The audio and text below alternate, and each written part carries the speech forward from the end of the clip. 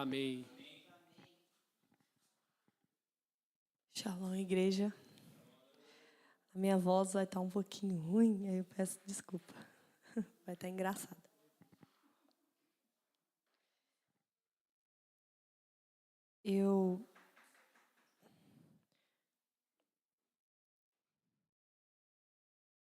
Estamos há poucos dias alguns dias de celebração do DIP, né? Teremos o DIP nesse domingo que chega. E estamos a caminho da celebração do Shavuot, né? De Pentecostes. E eu gostaria de compartilhar com vocês o que o Senhor trabalhou comigo no meu coração já tem algumas semanas, né? Porque é um dos assuntos que eu gosto muito de estudar, que é a história da igreja. E você vê porque eu estou falando sobre essa celebração é que tem a ver com tudo que o Espírito Santo faz em nosso meio. Nós somos parte de algo muito grande que a gente nem imagina. Quando a gente ora pela igreja, nós não estamos orando apenas para as pessoas que estão nesse ambiente, nessas 4 paredes. Nós fazemos parte de um plano que o Senhor colocou. E nós somos parte do plano que o Senhor veio, que Ele ministrou para os seus discípulos, os apóstolos levaram à frente. E existe uma gama de histórias até chegar aqui, onde nós podemos celebrar sentados no culto de quinta-feira e poder adorar o Senhor, ler a Tua Palavra. Nós fazemos parte dessa história, que é a ação constante do Espírito Santo sobre a sua igreja. E um dos livros que fala muito sobre isso é Atos dos Apóstolos. Lá, se você nunca teve o interesse de ler sobre Atos dos Apóstolos, eu recomendo que você vá ler. Por quê? Porque a história da igreja, vocês se sentem motivados quando você ouve os testemunhos aqui, né? Aquilo lá é testemunho também de tudo que o Senhor operou no meio da sua igreja. Então, se a gente vê, aquilo fortalece a nossa fé. Ouvir o outro falar sobre Deus, sobre o que Deus fez sobre a vida dele, como Deus operou sobre a vida dele, fortalece a nossa fé. E nos dias de hoje precisamos ser fortalecidos cada vez mais para seguir em frente no propósito que é colocado por nosso Deus. Amém? Gostaria de ler com vocês, então, Atos 2, do 42 ao 47, que diz assim: Eles se dedicavam aos ensinos dos apóstolos e à comunhão, ao partir do pão e às orações. Todos estavam cheios de temor e muitas maravilhas, sinais eram feitos pelos apóstolos. Todos os que criam mantinham-se unidos e tinham tudo em comum. Vendendo suas propriedades e bens, distribuíam a cada um conforme a sua necessidade. Todos os dias, continuavam a reunir-se no pátio do templo, partiam o pão em suas casas e juntos participavam das refeições com alegria e sinceridade de coração, louvando a Deus e tendo a simpatia de todos. E o Senhor lhes acrescentava todos os dias os que iam sendo salvos. É maravilhoso isso da igreja primitiva, né? Aqui a gente vê o início da igreja primitiva, como é chamado.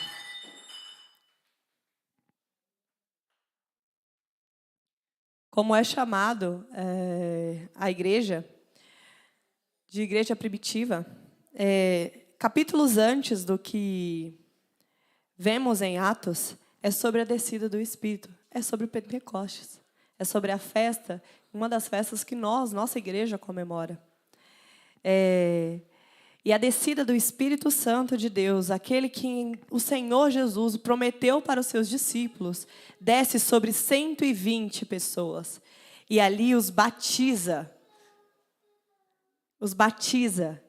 E nessa reunião, quando eles são batizados, as pessoas estão vendo, era uma festa. Pessoas iam a esse lugar, iam a essa festa de toda a região, e eles ouviam falar da sua língua sobre as boas novas. O Espírito Santo estava agindo no meio do povo. Ali se iniciou a igreja do Senhor. E sabe quando o Espírito Santo de Deus, ele desce sobre a sua igreja, há o quê? Há batismo, há avivamento. Não é isso que nós pedimos tanto ao nosso Deus? Cantamos canções sobre avivamentos, dizemos: Senhor, Espírito Santo de Deus, venha sobre nós, Espírito Santo de Deus, esteja em nosso meio. É sobre isso que está sendo falado em Atos dos Apóstolos. Um exemplo claríssimo do que aconteceu. E o que eu quero dizer disso é o trabalhar constante do Espírito Santo de Deus e o poder dos testemunhos está em ação, constantemente. E vemos isso perpetuar até os dias de hoje. É uma ação que só terminará, é um trabalho do Espírito Santo de Deus que só terminará quando chegar o livro de Apocalipse que vamos viver. Nós estamos vivendo entre Atos e Apocalipse. Quando chegar tudo que viveremos em Apocalipse, aí a igreja vai subir para a Nova Jerusalém. Ela vai viver tudo aquilo que ela esperou. Aquilo que é a esperança dela, ela viverá. Então, a igreja, ela não terminou aqui. Ela não terminou no momento em que se dissiparam. Porque a palavra de Deus diz que ela continua até hoje, até nós. O que devemos ter em mente, o que eu quero dizer é que tudo que a palavra do Senhor diz sobre a sua igreja, sobre a sua noiva, é o que deve estar em nossas mentes. Muitas das vezes a gente se sente ansioso, com medo do futuro, por causa das fake news do diabo. Né? O diabo lança para quê? Para tragar aqueles que são salvos. Ele lança dizendo: será o fim da igreja, as portas serão fechadas, a liberdade será revogada, vocês não conseguirão ser igreja. Queridos, a igreja aqui nem é como a estrutura que a gente conhece hoje. Eram pessoas de casa em casa. Uma das coisas mais bonitas que eu já ouvi falar é pastor que não tem medo de fechar a igreja. Por quê? Porque ele reuniria de casa em casa com seus membros. Porque não importa as paredes, o que importa é isso que temos aqui hoje. É toda essa comunhão que o Espírito Santo trabalha em nosso meio. É essa ligação que vivemos um com o outro, dia após dia. É na hora que você precisa de oração, temos quem ore por você. É na hora que você precisa de uma palavra de conforto, temos quem prega essa palavra de conforto ou confronto aos nossos corações. É aquele que traz confronto aos nossos corações, porque o Espírito Santo de Deus está agindo em nosso meio. E é isso que devemos ter em mente, não deixar que o diabo coloque os seus medos lá de fora, aquilo que ele joga lá fora para nós dentro da igreja. Porque nós temos fé no alto. Nossos olhos estão fitos no alto, na onde que Cristo colocou. E hoje nós vivemos tudo aquilo que foi semeado no passado. Nós somos semeadura das igrejas antigas, de pessoas antigas que serviam ao Evangelho. Nós vivemos aqui porque alguém plantou aqui. Alguém chegou no Brasil, alguém chegou em São Paulo, alguém falou com o Roberto, tudo isso é consequências do que o Espírito Santo tem agido no meio da igreja. E eu vou te dizer, não é sobre nós, não é sobre o ser humano. Se eu não falar, se eu não dizer as coisas, isso aqui vai acabar. Não. A igreja não é, a força dela não é por causa dos membros. A igreja, a força dela está no Senhor. Porque é algo que Ele planejou. Mas aqui, os membros fazem parte desse plano. Nós fazemos parte de um propósito. Amém?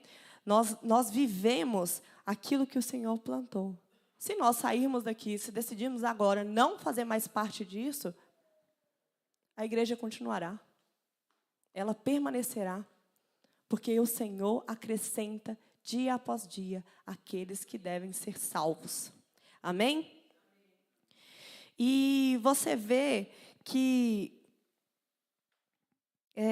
a misericórdia e a graça de Deus sobre a igreja. E o cumprimento do que foi falado lá em Atos, lá no início de Atos, de proclamar a todo canto as boas novas. Né? Quando o Senhor Jesus fala assim, vocês farão coisas maiores do que eu fiz aqui, você pensa, caramba, eu vou fazer algo maior do que Cristo? Que isso? Não, é sobre a palavra de Deus, é sobre o que Ele leva. Chegamos aos quatro cantos de toda a terra, gente. Hoje em dia, muito mais, nós temos mídia, nós estamos alcançando cada lugar. Lugares que a gente imaginava não ser alcançado, pessoas têm morrido naquele lugar pelo Evangelho. Eles têm vivido Coreia do Norte, China, tudo quanto é lugar que você nem imagina. A palavra do Senhor tem chegado àqueles. E essa é a beleza, porque é tudo ação do próprio Espírito de Deus. A igreja primitiva aqui, ela parecia estar vivendo o primeiro amor. Como a gente diz hoje, né? E ela era focada em comunhão, que é as orações e o partir do pão. Quando falo partir do pão, não é só ceia. Eram as refeições também eram feitas. O testemunho, eles eram, olha o que a passagem diz, temerosos, partilhavam os seus bens para os necessitados, se reuniam, tinham alegria e louvavam a Deus. Sabe o que tudo isso gerava? Simpatia de todos. Todos ali olhavam e falavam, eles são um povo diferente. Eles são um povo diferente. E a ação do Espírito Santo, porque as maravilhas e sinais eram feitas pelo Espírito, pelos apóstolos, através dos apóstolos, e eram acrescentados os salvos, e eles tinham sinceridade de coração. Por que eu coloquei ação do Espírito Santo e sinceridade de coração? Sem o Espírito de Deus, não se tem fruto do Espírito. Recentemente, a gente ouviu uma pregação sobre isso, sobre o fruto do Espírito de Deus. E sinceridade de coração é o fruto do Senhor. Porém, no decorrer do livro, que se você vai passando mais à frente, você vê as dificuldades que essa igreja do primeiro amor enfrenta. Ela começa a passar por prisões, ela começa a passar por mortes, conflitos internos e perseguição. Isso significa que a igreja estava em pecado? Isso significa que não era a vontade de Deus? Não. Elas faziam parte do processo do que Deus tinha falado para toda a igreja. Que as lutas e as dificuldades viriam, mas eram para olhar para Cristo. E olhando para Cristo, comparando a Cristo, a igreja ao próprio Cristo, olha o que Cristo sofreu. Teve na hora da história que você lê, entre Mateus, os evangelhos, você vai ler a história de Cristo, você percebe que não tem muito sobre a infância de Jesus e não tem muito sobre a sua adolescência. Você vê a partir do seu ministério. É a partir do seu ministério. E ali no seu ministério ele começa a sofrer as perseguições. Ele começa a sofrer a opressão. Ele é levado ao deserto pelo diabo para ser tentado. Mas ele permaneceu firme, porque ele é fiel. E ele continua fiel até hoje. Tudo que lemos não é coisa do passado, para as pessoas que passaram, mas é para nós. Para a nossa fé, para que nós consigamos cumprir o propósito de Deus. Eu sei que não é fácil ler na Bíblia sobre como foi o ministério de Jesus, as perseguições, e também sobre o que a igreja de Cristo sofreu e tem sofrido, a partir do que lemos em Atos. Depois, a carta dos apóstolos, até Apocalipse, eles têm um conto de como tudo eles sofreram por causa da palavra de Deus. E você lê em Atos 8, do 1 ao 3, que diz assim: Saulo consentiu na morte de Estevão. Quem não sabe a morte de Estevão, depois você lê a história da morte de Estevão, foi muito bonito, é muito belo. E Saulo é Paulo, que naqueles dias, teve início uma grande perseguição contra a igreja de Jerusalém. Todos, exceto os apóstolos, foram dispersos pelas regiões da Judéia e da Samaria. Alguns homens piedosos sepultaram Estevão e fizeram grande lamentação por ele. Saulo, porém, queria destruir a igreja. Indo de casa em casa, arrastava homens e mulheres, lançando-os à prisão. A igreja havia se dispersado. A gente pode ver isso como um péssimo sinal. Mas até mesmo isso é o cumprimento da promessa que o Senhor diz lá em Atos 1:8. Mas vocês receberão poder ao descer sobre vocês o Espírito Santo e serão minhas testemunhas, tanto em Jerusalém como em toda a Judéia e Samaria e até os confins da terra. Amém? Hoje nós vivemos isso. Você vê isso pela história do DIP. Você vê as pessoas ali sofrendo, mas está em todos os lugares. A palavra de Deus tem sido pregada. Isso é trabalhar do Espírito até chegar até nós. Porém, a gente às vezes quer uma vida muito fácil.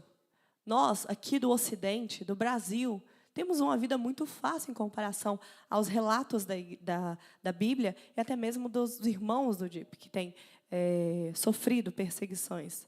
A nossa perseguição parece tão mínima em relação ao que eles sofrem de realmente morte mesmo, de prisão, de se sentirem oprimidos, né?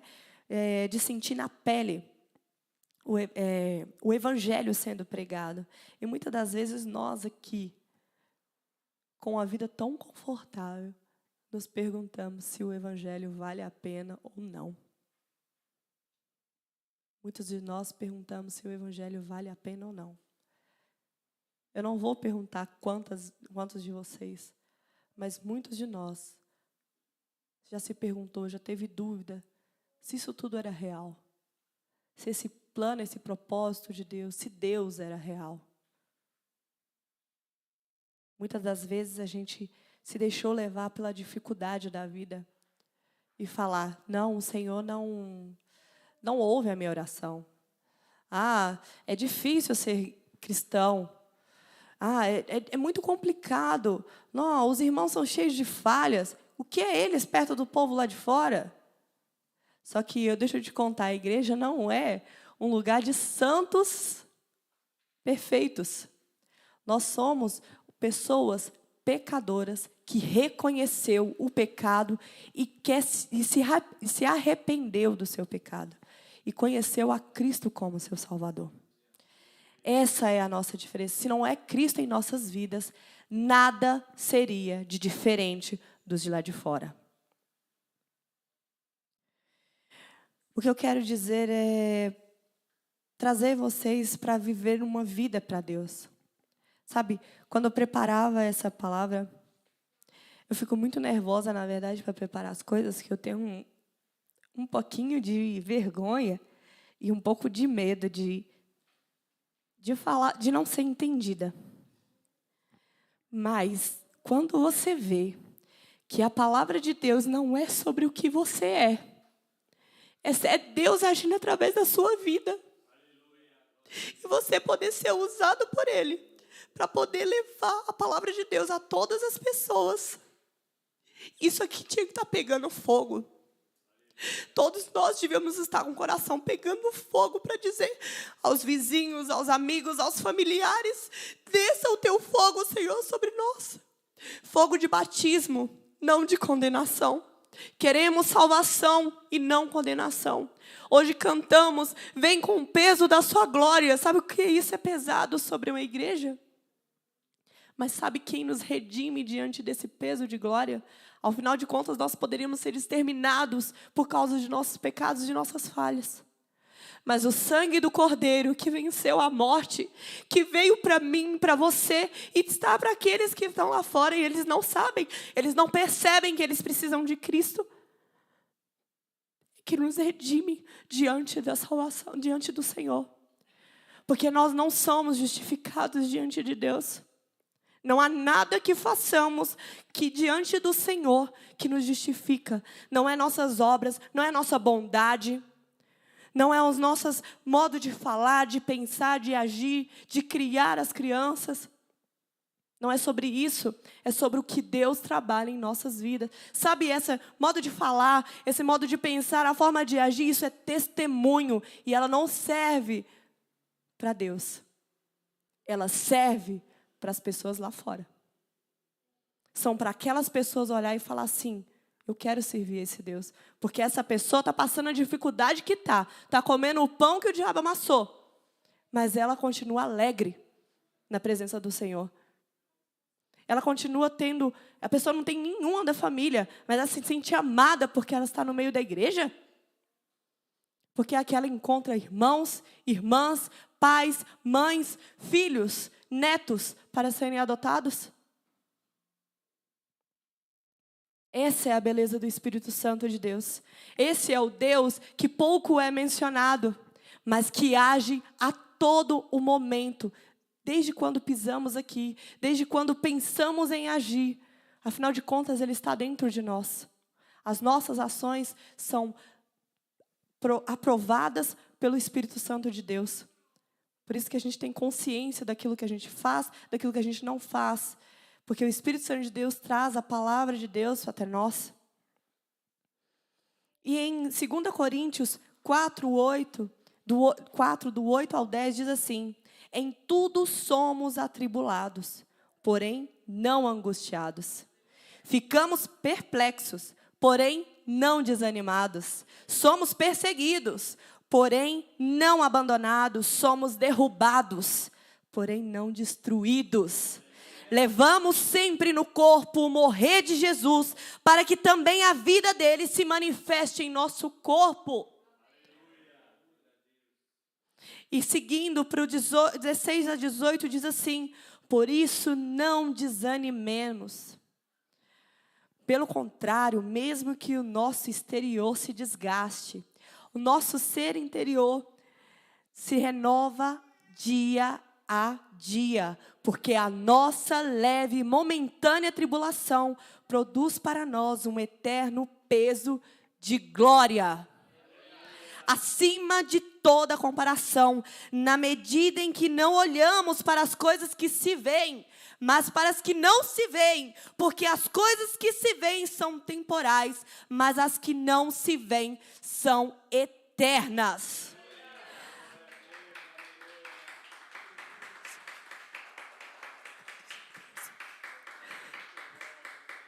Eu sei, parece difícil. Nós temos enfrentado ansiedade, depressão. Nós temos deixado isso entrar dentro das nossas igrejas. Ela tem tomado os nossos cristãos, os nossos irmãos na fé.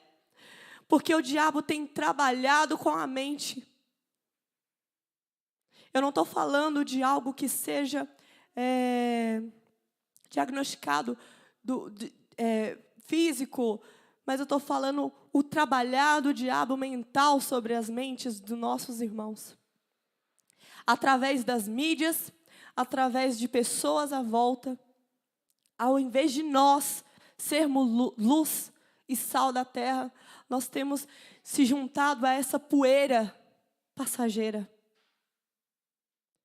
O diabo tem trabalhado com nossas mentes. Sabe por que hoje nós não passamos essas dificuldades de morte, prisão, perseguição? Porque o diabo tem alcançado a nossa mente. Ele tem tirado o nosso sossego. Ele tem tirado a nossa esperança. Ele tem destroçado aquilo que nós cremos no nosso evangelho. Eu sei que é difícil encontrar propósito no sofrimento. É difícil. E parece desanimador. Eu não vou dizer que você ser cristão é totalmente alegria. Porque a alegria que o mundo coloca é uma alegria de sentimento momentâneo. Mas a alegria que Cristo nos mostra, através da sua palavra de Deus, Ele diz: alegrai-vos sempre. Se mantenha alegre sempre. Isso é decisão. É assim como o amor, é assim como o perdão. Você decide ser alegre. E o que eu quero dizer é, as pessoas à sua volta, ela gostaria de servir a esse Deus que você serve? Nós temos testemunhado sobre esse Deus como? Através de reclamações? Através das desavenças que se tem em nosso meio? Ou nós temos testemunhado sobre o poder que Deus trabalha do perdão, do amor, da fé, da cura, da libertação que se encontra nele? Tudo o que queremos alcançar exige um esforço. E não é por nossos méritos, mas fomos chamados a enxergar a eternidade. Mesmo agora, vocês sentados aí, fazendo nada, vocês estão testemunhando uma fé inabalável. Que essa seja a fé da igreja, não só aqui, é de toda a igreja, porque a igreja é de Cristo. Uma fé inabalável. Quando a gente olha lá para o mundo lá fora e a gente vê essas ações do diabo, ele tentando nos destruir, tentando nos derrotar, mas ele se encontra derrotado em nome de Jesus. Porque quando nós proclamamos a tua palavra, quando nós dizemos que Cristo venceu a morte, e através dessa morte nós encontramos vida, e vida com abundância, e somos chamados de filho, ele já foi derrotado. Ele não prevalecerá sobre a igreja, porque Cristo tomou a chave da morte. Ele tem a chave da vitória. Ele é sobre a igreja. Porque se em Apocalipse diz que nós viveremos a nova Jerusalém, assim será. Permaneça firme diante do Senhor. Permaneça a sua fé inabalável diante do Senhor. Que você possa ser luz nesse mundo e sal na terra. Não se deixe abalar pelas circunstâncias da vida. O sofrimento vem e virá. Sempre virá. Porque a vida da gente, ela não é feita só de bons momentos eternos. Nós passaremos por bons momentos, maus momentos, bons momentos, maus momentos, mas o que importa é a constância que você tem diante de Deus, todos os dias da sua vida, que você possa ajoelhar ao Senhor, que você possa orar ao Senhor e falar: Senhor, acrescente mais fé, assim como os discípulos oraram, acrescenta-nos mais fé, Senhor, para que possamos enxergar aquilo que o Senhor tem lá, que não podemos ver com os nossos olhos físicos, mas espirituais. Acrescente-nos mais fé. Está difícil, Senhor, mas acrescente-nos mais fé. Que nós possamos testemunhar deste amor, dessa perseverança, dessa fé inabalável, para que os outros lá fora possam ver e falar: eu quero esse Cristo. Eu quero ser parte disso.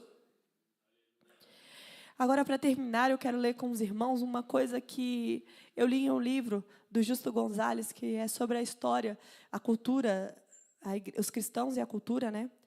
E ele conta um trecho de uma escritura de um autor desconhecido do século II.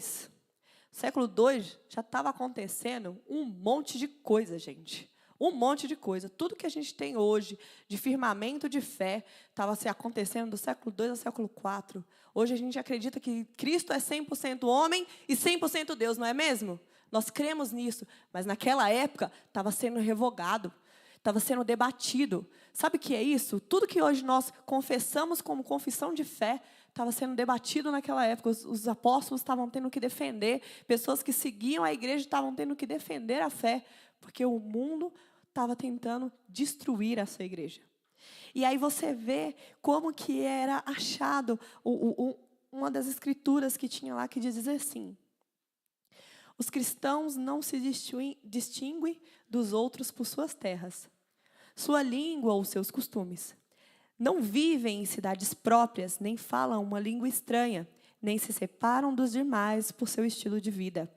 Antes, ao viverem em cidades gregas ou bárbaras, conforme lhes tenha sido possível, se unem uns aos outros em relação a vestuários, a alimentos, a modo de vida, e dão demonstrações de um comportamento particular e que é admirável. E todos surpreendem. Eles vivem em suas terras mas como peregrinos. Participam de tudo como cidadãos e, no entanto, sofrem como estrangeiros. Toda terra é sua pátria e nenhuma terra é a deles. Eles se casam e têm filhos como quaisquer outra pessoa, mas não abandonam o recém-nascido como elas fazem, as pessoas da época. Compartilham a mesa, mas não o leito. Estão na carne, mas não vivem segundo a carne. Vivem na terra, mas a sua cidadania está no céu. Obedecem às leis, mas as ultrapassam com sua conduta. Amam a todos e todos os perseguem. Não os conhecem e, no entanto, os condenam. Matam-nos e, desse modo, lhes dão vida. São pobres e, ainda assim, tornam-se ricas muitas pessoas. Falta-lhe tudo e, entretanto, têm tudo. Isso é muito forte. Sabe, isso aqui não está na Bíblia, mas é isso que eu imagino que os apóstolos, que as pessoas cristãs estavam vivendo naquela época em Atos. Era vivendo o Evangelho. Eles estavam testemunhando a palavra de Deus. E o que eu peço hoje para a nossa igreja, para a igreja de Cristo, é que possamos testemunhar deste amor, desta fé. Que entendamos que nós somos peregrinos desse mundo. Que a nossa terra não é aqui. A nossa pátria é outra, é a vindoura. Amém? Que você possa ser fortalecido na fé como eu fui ao preparar essa palavra. Eu sei que às vezes pode parecer confuso o que eu possa ter falado, mas o que eu quero dizer para você é que se permaneça firme na fé. Porque Cristo vale a pena. O final vale a pena. Será um final glorioso para todos aqueles que continuar firme. Ele fala lá em Apocalipse: ao que vencer, darei de comer, darei a árvore da vida, darei uma pedra com um novo nome. É isso que nós aguardamos a todos da igreja, não só da comunidade cristã de Israel, mas a igreja de Cristo. Amém?